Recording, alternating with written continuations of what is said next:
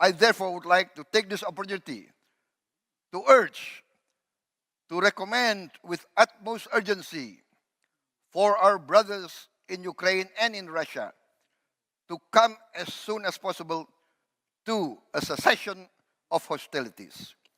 I propose that the Shangri-La Dialogue find a mode of declaration urging both Ukraine and Russia to immediately start negotiations for peace.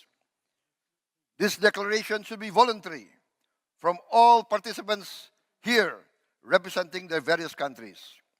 But I propose the general outline of the peace plan as follows. A ceasefire in place. That is, a cessation of hostilities in place at the present positions of both conflicting parties.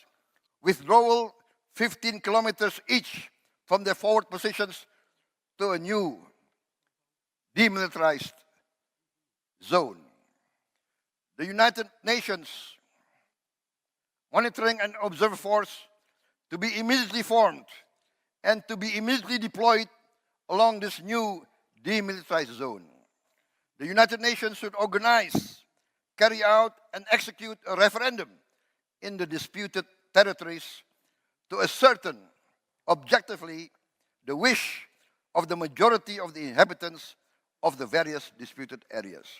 But at least let us try to put forward some concrete recommendations so that meetings like the Shangri-La Dialogue will have more substance, more meaning.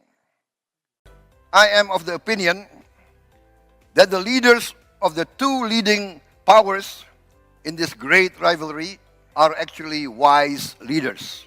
I am of the opinion that they are aware of the burden they have on their shoulders.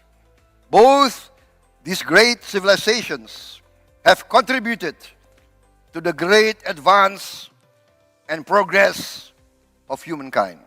Therefore, I am convinced that the leaders of both China and the United States will resolve these conflicts through compromise, cooperation, and with humanism, resulting in a peaceful resolution of their differences.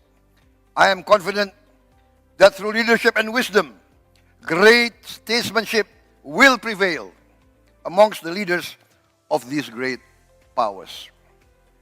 Perhaps I can be considered one of the eternal optimists.